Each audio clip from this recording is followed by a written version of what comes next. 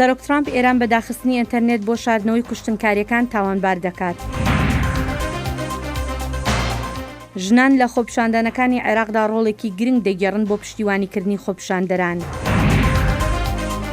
جادەی سەرەکی ناسراو بە ئێمفۆری باکووری سووریا لە ئێستادا لەژێر کۆنتڕۆڵی هێزی جیاوازدایە.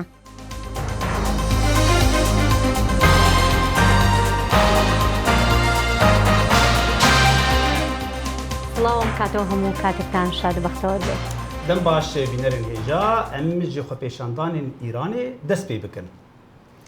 Jê destpêka xwepêşandanên lê Îranê li dijî hikûmetê ta niha zêdetir jî 100 kesî ve hatine kuştin û rewşa aboriya Îranê ketiye tengaviyeke mezin li gorî şirovekaran kar bi dest û rêberên olî yên Komara İslamî gelekî bitirsin ji van xwepêşandanan. لە سەرەتای خۆپیشاندانەکانەوە هەندێک لە خۆپیشاندەران ڕوویان لە بینای بانکەکان و بارەگاکانی پۆلیس و بازاڕەکان کردبوو. واتە لە ڕۆژی هەینیەوە و دواتر نزیکەی 40 شاری ئێرانی گرتەوە. حکومەت زۆر دڕندانەتر لە خۆپیشاندانەکانی پێشووتر وەڵامی خۆپیشاندەرانی دایەوە و پریشکی نیگەرانیەکان تەواوی جیهانی گرتەوە. ئێمە زۆر نیگەرانین لەو راپۆرتی پێشەلکاریانی بەدەستمان گەیشتون و بە پێوانە نێونەتەوەیەکان و پێوەرە گشتیەکان باز لە پێشەلکاریەکان دەکات و هەروەهاش بەکارهێنانی هێز. دەستڕێژی گولە بەرامبەر خۆپیشاندەرانی ئێرانی بەکار هاتووە لەوەتای ڕۆژی هەینیەوە کە خۆپیشاندانەکان دەستیان پێکرد. سەرۆکی ئێران حەسەن ڕۆحانی ڕایگەیاندبوو کە ئەو ئاژاوە گێڕیانە لەلایەن هێزە بیانیەکانەوە هاندراون. ئەو ئاژاوە گێرانەی کە هاتوونەتە سەر شەقامەکان بە ژمارە کەمن بەڵام ڕێکخراو و چەکدارن کردەوەکانیان پشتبەستوو بە پلانگێریە کە ڕێکخراوە مۆدل کۆنەکە لە ناوچەکەدا سازیان کردووە واتە زایۆنیەکان و ئەمریکیەکان. ڕێکخراوی لێبوردینە دەوڵەتی دەڵێت پتر لە سە خۆپیشاندەر ژیانیان لەدەستداوە بەهۆی هەڵمەتی هێزەکانی حکومەتەوە و چەند راپۆرتێکی دیکەش دەڵێن پتر لە 200 کەس کوژراون. بەلای کەمەوە 4 ئەندامی هێزەکانی ئاسایش کوژراون. شرۆڤەکاران دەڵێن ئێران کاتی خۆی بە چەندین خۆپیشاندانی مەرگ ئامێزدا تێپەڕیوە بەڵام لە ماوەی ئەو نیو سەدەیەدا و زۆر بەدەگمەن کۆتایی بە ڕژەم هاتووە. لەبەرەوەی ئەو کەسانەی کە چەکدار و ئەوانەی لە زینداندان و ئەوانشی کە لە دەستگای هەواڵگیری کار دەکەن هەمویان پارە وەردەگرن و ئیشی خۆیان دەکەن. لەبەرەوە ئابوو شێوەیە سیستەمەکە دامەزراوە و کار دەکات و زۆر بەباشی ژامەدەن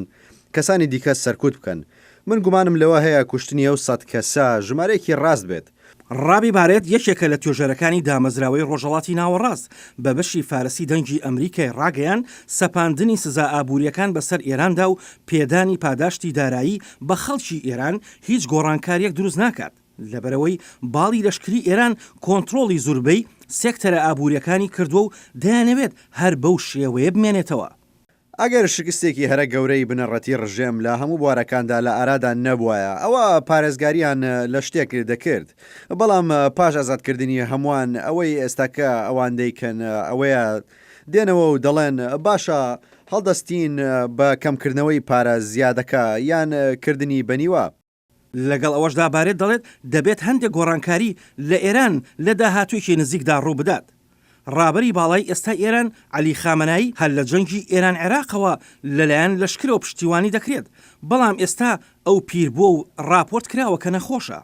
بارێت دەڵێت ئێستا خامەنایی ئەو پشتیوانی لێ ناکرێت کە پێشتر لی دەکرا و وا پێ دەچێت ئەو دەستە بژێرە لەشکریە ڕۆڵی ڕێبەرایەتیە نەریتیەکەی خۆی وەدەست بخاتەوە. لەوەتای ئەم گەڕەی خۆپیشاندانی ناڕەزایی دەربڕین لە کۆماری ئیسلامی ئێران دەستی پێکردووە دەسەڵاتدارانی ئێران هێزی لە ڕادەبەدەریان بەکارهێناوە بۆ سەرکوتکردنی ئەو شەپۆلی ناڕەزاییەی زۆربەی شار و شارۆچکەکانی ئێرانی گرتوتەوە. ڕێبەرانی ئاینی ئێران ئەم جارە ترسێکی زۆریان لێ نیشتووە هەرچەندە دەژڵێن لەوە ناچێت ئەم شەپۆلی ناڕەزاییە ببێتە مای گۆڕانکاری لە سیستەمی فەرمانڕەوایی ئێراندا. ناسر باباخانی نووسەر و لێکۆڵەر و مامۆستای زانکۆ لەگەڵ بەرنامەی کورد کۆنێکشنە. کاک ناسر سەرەتا سوپاس دەکەم کە ئەمڕۆ هاتی بۆ ئێرە و لێرە میوانی. سەرەتا دەمەوێت لەوە دەست پێ بکەم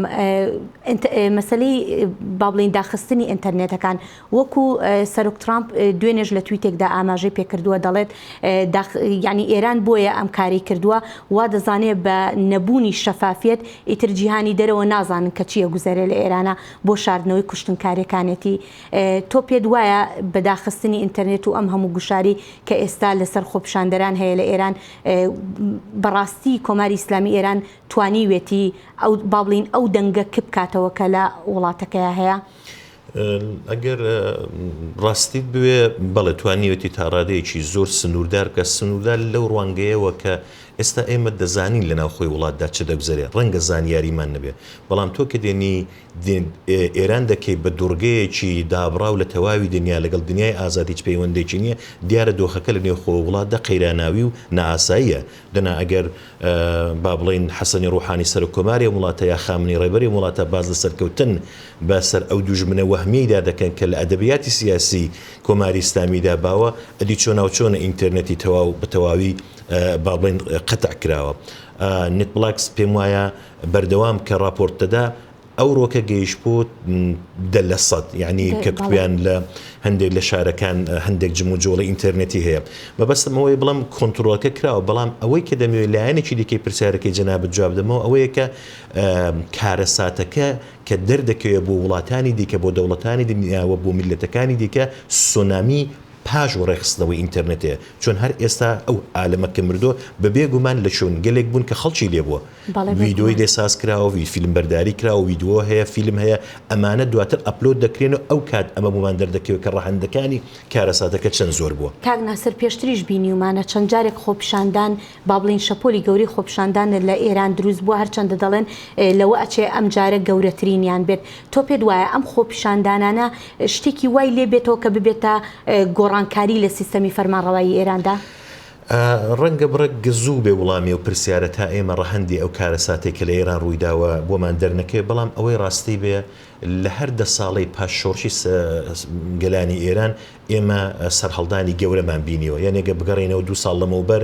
لە پێم وا بزانم لە بەفرامباری 2 ساڵ لەمەوبەر بوو شەپۆلی ناڕزایەتەکان ئەبەو شێوە هەبوو کەویش هەر دەکرێ بڵین بیانۆکەی کێشەیەکی ئابووری بوو بەڵام دەتوانین بگەڕێنەوە بۆ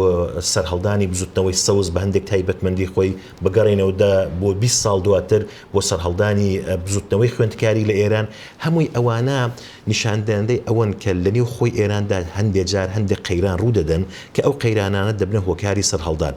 بەڵام بەپێی ئەوەی کە ئەو سەرهەڵدانانە خاوەنی ئەو تایبەتمەندیانەن کە دەبێت بزوتنەوەیکی گشتگیر هەیبێ بەداخەوە باکەم ناگا بۆیەنە لە نەبوونی سەرکردایەتی و ڕێبەرەیەکی با بڵین ڕێکوپێک نەبوونی ئۆرگانیزیشنێکی ڕێکوپێک لە نێو خەڵکەکەدا و ئەو شتێک کە ڕوودەدا لە ئێراندا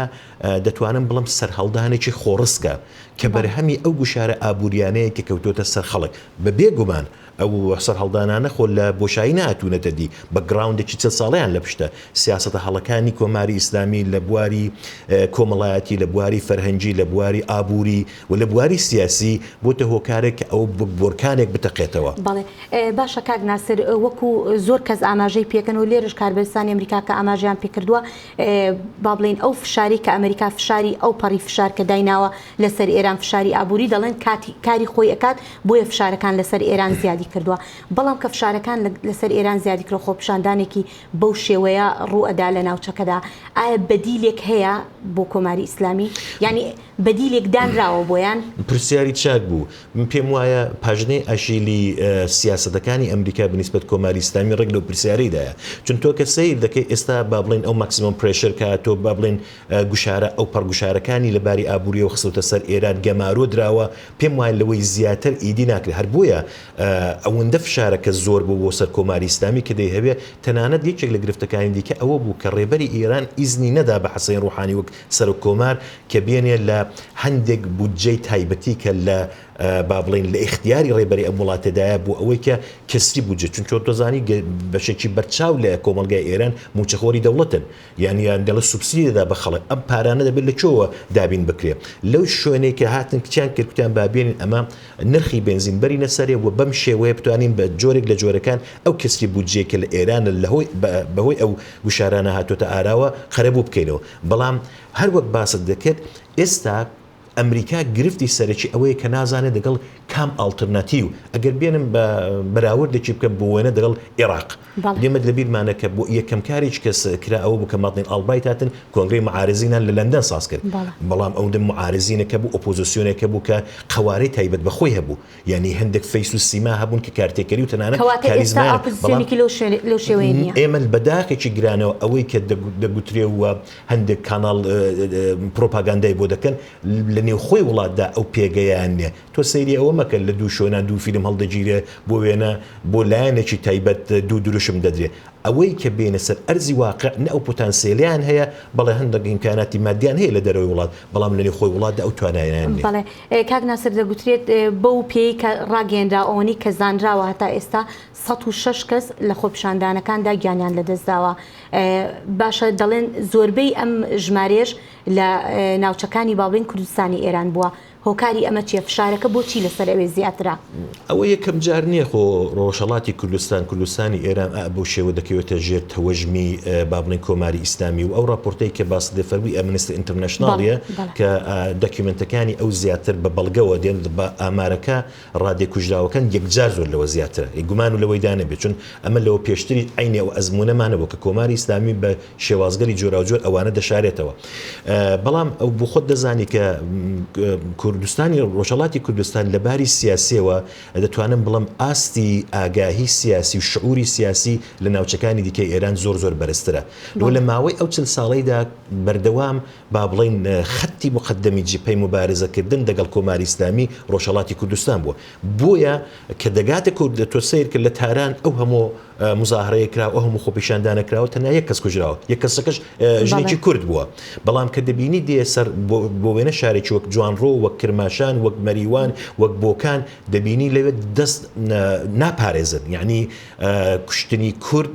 بۆ ئەوێنی خوێنی کورد ئەوەندە لە کۆماری ئیسلامیدا بێبەها بوو کە بە هەموو شێوازێک بۆیە من پێم وایە دەگەڕێتەوە سەر ئەو شێوە ڕوانینە ئەمنیەی کە لە کوردستاندا هەیە. بەڵێ ناسر بابەخانی نووسەر و لێکۆڵەر و مامۆستای زانکۆ زۆر سپاس دەکەین بۆم دەرفەتە. سپاس بۆ ئێوەش.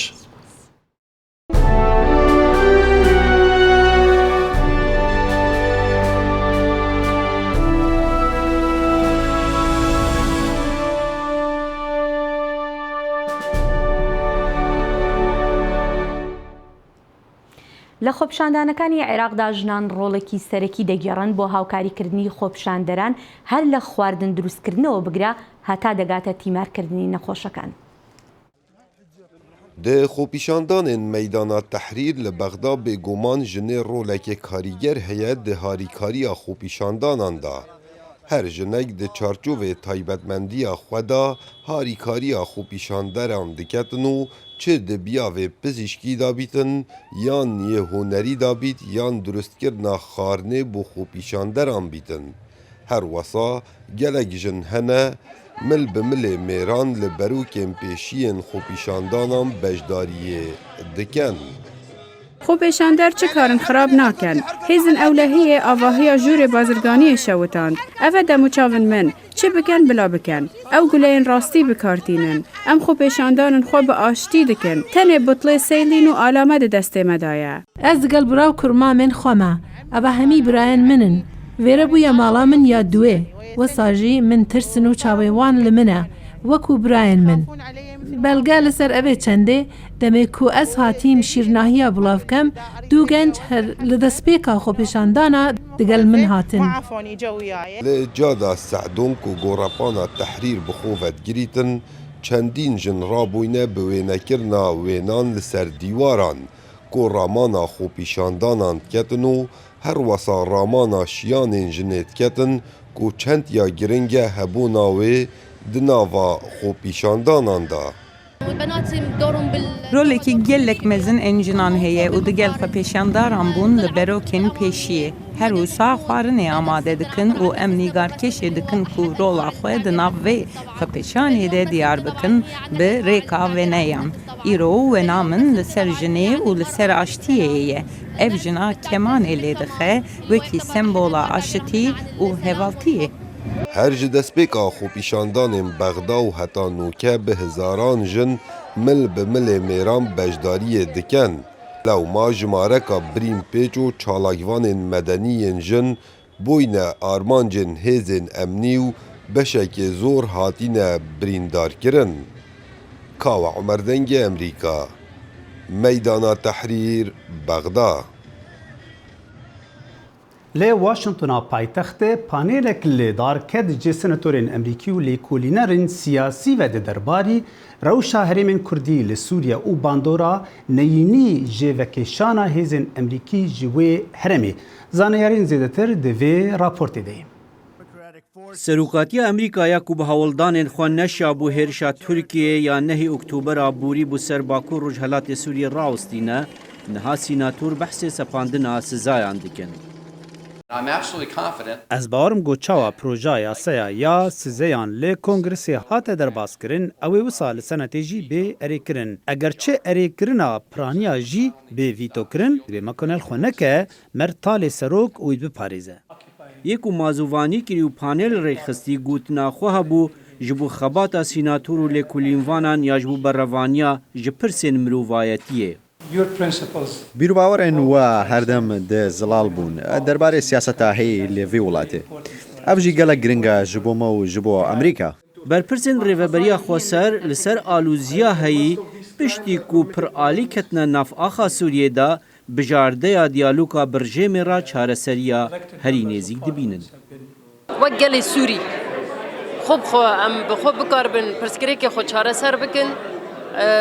nêrîna me ev heta niha jî ev e li ji ber perçebûn gelek çêbûye di nav gelê Sûrî de nêrînên gelê Sûrî tarafan yani ê ku çêbûne car din jî ihtimada me ew e ku çareseriyeke Sûrî ê hundirîn çê bibe û em hêvîdarin va dewletên ku ev nav kirin jî destek bikin yani Amerîka jî destek bike vê diyaloga hundirîn pêş bikeve Rûs jî vê destekê bikin ku diyaloga hundirîn pêş bikeve pirsgirêk û krîza Sûrî ber bi çareseriyê ve biçe. Sînatorê Demokrat helwesta serok ya bêdengiya li hember destpêkirina hêrişa Tirkiyeyê giran rexne dike. Berê heyv û nîvan serokê Emerîka bi telefonekê hevpeymanên me yên Kurd harûmar kirin. Leşkerê Emerîkî û saziyên istixbarata Emerîkî matmayê hiştin û herêm xist di nava kabûzekê da. Ji encama vê telefonê şervanên jin û mêr yên Hesedê û hevpeymanên me yên Kurd yên ku heta deqîqa dawiyê li tenê leşkerên Emerîkiyê rawesta bûn nihetên kuştin. Xema serekeya sînatora Komarî Marsha Blackburn lawazbûna hevpeymanên wan yên Kurd û revîna girtiyên Daişê ye. داعش حاج روشة ألوز دكا إجبار كوريد دوان خوريك بيخن أم نرحتين كو جرتين داعش بر الله دبن نيزيكي 8000 جرتي دسته هسده دانه أم دزانين كانج بوما چند گرنگه أم پشتوانيا كردان بكين داكو پشراز ببين كو أو جرتي نرفن و روش ألوزتر نبه Pispor û lêkolînvanê Tirkiyê dîtina çareseriyên li Tirkiyê bi zehmet dibîne. Ji ber ku ew dibîne Erdoganê duhî newekeyê îro ye. Erdogan tiştê baş kirin. Wek mînak wî pêvajiya çareseriya pirsa Kurdî da destpêkirin û bi PKK re rûnişt. Dîsa siyasîtvanê yekê Tirk Erdogan bû ku nêrîn û helbesta Tirkiyê ya hember hikûmeta Herêma Kurdistan Iraqê bi erenî guhertiye. Xalê sêyê jî ev e ku wî gora Süleyman Şah ku bavê damezranira İmparatorya Osmaniya bû bi hevkariya li gel YPG ve guhest cênû. Ev her sê tiştên ku min gotinê xalên girîngin û Erdoganê ve demê ji ber wan tiştan ji Erdoganê îro ve bahata cezakirin. Pêşniyar jî hebûn ji bo Amerîka kanê çi bike ji bo wan ziyanên ji sedema ku rê li hêrişa Tirkiyeyê negirdbûn. Ya yekê di vê Amerîka tîmekî sererdê hebe rewşa li wê derê bişopîne û belgeyên tawanên cengê tomar bikin. Necîb Alayî Dengê Amerîka, Washington.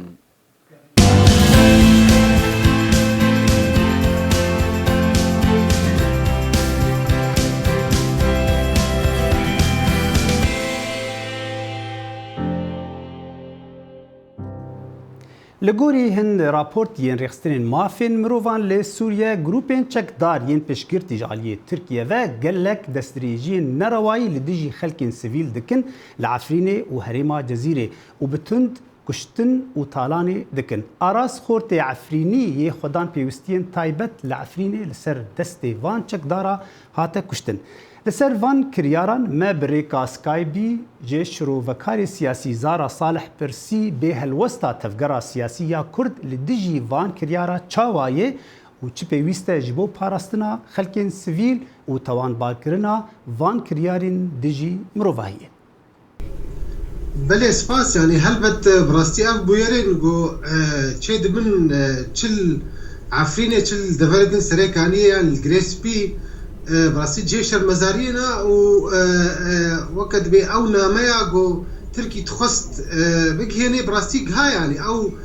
او الترناتيفا جو داعش شنا داعش هاتخ ديار كرن جو او جدابون نين برافان هزين تندراو داعش دا دباوري امدا اگر امورنا برپرسياريا فان تشتين قلتين ديجي كرداد ويدا داوكا نمونا آراست عني زمان براستي از دفردا بيجم كرد غركا سرطا بري خبدنا دو آليين ناف دولتية روسيا وامريكا سرطا امريكا اللي قال تركي اف قيمان او وقت بيا داوي مذكر وبايرت روسيا جي بيوستا كرد بري هرشي بقهن نماوي ونتوين يقلت يعني كوملين كردي يعني ريخستين ما فين مروفاين كردي لدرفا كاربن وقت بدوكومنت فاد اشتارا دستي هزن يتوين يقلتي بكن او دور دوي كاربن جبرگو بيارين هاب ايرو دراغانه در روجانه درد كفن و هركز جي بيت زانه از بجم در فتك باشو كرد كاربن برفانيت بر ما في خدا بكن و واتشتا رادستي دفرين بو خدي برپسيارنت برواتشتا بله جالي كدنه ده برز زارا رجيما سوريا بخغو حياني انا بيدنگ بو يعني كريارة كبرچاف ناوي تبو لديجي اف اريشي تركيا و امبيجن اف جروبين چكدار گو درباسي گلك دفرابون و وقت زانجي بحزارة خلق جمالي خوش جي خوش رفيان نها رجيما سوريا گوتبو دوی امبرافاني دبر خاكا سوريا دبكن تشاد بينوي جوهرينك دنرينا دهالوسطار رجيما سوريا تشيبويه وإيدي قافك البيش بافيجي جو ريل بيشا اف إريشانا بقري يانا باور ناكم رجيما سوري قاربي تقابد في اي دبابي جبرگو رجيما سوري يا كم او نكاري خوب باريزي افيت و نجارا پیشی گو ترکی درباسی یا ترکی اف بو جدسپیکا يعني شري سوري تركي درباسي بوج عليه جرابلس بكره حتى جوجها سري كاني درباسي خاكا سوري بوا يعني او اخافتنا رجيم سوري عليه جراغاندي و تنيش بو افروه باوريا متى جبر اگر براسي جديبانا او سر وي سينوري خو باراست با قبول نذكرن يعني وديت بچاوا لشكرين رجيم بخوهات نكشتن سردستي وان هزين تندراو سردستين تركيا يعني ابنا تني بجم برسفكا هشكري جو سوري نكاري برفانيت برخوده بكي بله جاليه كرداوه عليه هزين كرديوه بارتيان كرديين سياسي وقت داخوازه که هات کرن و جنرال مظلوم عبدی جی راگهاند بگو او دخوازن گاوه که باویجن هیزن کردی لسوریا بگین هفدویان پارتی سیاسی تو گاو هی گو دوی افروشان هاده پارتیان کردی ین خودی هلوستین جدا و هیزن کردی کاربن دهندره سوریا ده بگین بریاره که بگین امبیجن هفبندیه که دوی روشان هاده ايش خواف يعني از باوري متى دفيت ما هذا كرد نكار بن نزيكي هذا بن تجاري كرد نزيكي هم نابن وكا جو تشاوا ديرو كي دا منتليتا كردي ده هاتي ناس كرن باوري متى اگر كرد جدي بن يعني او خالين هفبش بيويستا جو وا خالين هفبش دين سر ماسي وبيجي يك دو سي 4 اف خاليها اب مدجين هف خالي جو ناكوكيا وكردا دور يفتخن غركا باش بيو خبكن دوی دما هادا لتيخ يا كرن تا وي راديا جو امبيشن كاربن نيزيك الهف بكن نديارا تبلغو الجور وكجو تي اخافتن هفديتن شيف ونا بحمو علي سياسي بله بینرین هجا افشک بو جه هفپیوینا به بریز زارا صالح ره هندکارن درجایا وی هفپیوینه لسر مالپرا دنگ امریکا بشوپینن و تماشا بکن. ریا امفور ریا که سرکیه لباکوری سوریه گو روجلاتی سوریه و روج آوای وی بهفدو و گرید ده جبر ویجی او گلک استراتیجیک و گلک جاران جی شر لسر کنترولا وی بویه که ام روشاویریه بیتر ناز بکن دوی راپورتی ده. امنها لسر پرا قراقوزاقن آنگود نافبرا کوبانه من بجیدنه اف در جهه استراتیجیک که هرم روجالات افراته بروج آوای ویوا گرید ده حتی بری مه که لوی داری نقطه که هیزن امریکی هبو لینها هیزن حکمت سوری لی بجهبونه هلبت لآلیه چپ آنگوروج آوا هرما من بجه لوی داری هین مجلسا لشکری یا من بجه هیا هر وها هیزن روسی جی لچند بنگهان هنه نها ام بری خواهج قراقوزاق ددن روج هلات ام لسر ریا ناف دولتینه ریا امفور کوریا کسرکیه حتی هرم جزیره و سینور هرم کردستان و عراق داره افریج بو آبوری و بازرگانی پرگرینگه هر وهاج بو تفگرا چونو هاتنا خلکیجی کج باجار حلب دگه سینور عراق و کما دیار کر لنزی ویریه فروکخانه هیا امنها نزی وی دبن بله نها ام لپیش فروکخانه یا سرین نه او جی فروکخانه که امریکی بو فروکه مروحی و یم بال هلگر لی بجهد بون و ده شر دجی داعش دا رولکوی گرینگ هبو پشتی بریارا وکشینا امریکا فروکخانه هاتا والا کرن و بری هفتیه که به تمامی هیزن امریکی جی وکشیان اونها او بویه ناونده که هیزن روسی ام نکارن در باس هندور ببن لی لفو تفگره که زیده لی هیا بلی نها ام لگنده چلبیهنه لورجی بنگه که امریکی هبو ما بست خراب عشق او جی نها جهیزن امریکی والایه تنه حسده لی دمینه لیتی تخمین کرن هیزن روسی جی در باسور ببن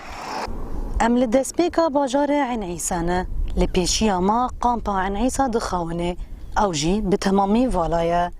لسر ریا امفور کو د باجار عین عیسا راجی در باس دبه ناونده که تنسیق د نافبره هیزن سوریا دموکراتیک و هیزن روسی ده هیا بله بینرین دنگی امریکا ام نکارن جوی پرتر پیش ده هرن چمکی شر هیا و بالا فرین کشفه ین ترکی لآسیمان دفرن ام لوردی سکنن نوروز را شدنگ امریکا جریان آف دولتی انفور تەنها ڕێگایەکی سەرەکی و چەند هێزی جیاواز ئەم ڕێگایان کۆنتترۆل کردووە ئەمیش بێگومان پاشکشانەوەی هێزەکانی ئەمریکا جێگاکانیان بە هێزی جۆرا جۆر فڕکراوەتەوە لێ ڕاستی ئەو ڕیاژی یانی ئەمانی زمان ڕێ گەلک استراتیجیکش بەرگۆ سووریا بەهەفتوو گرێدە دش بەرلۆژی لەسەر تێخ کار دەبش بۆ گۆ کۆنتترۆلێت بەڵێ لێرەشدا دێنە کۆتایی بەرنامەی ئەمڕۆمان تا کاتێکی تر هەر شاد و وەختەوە بن هەر شاد.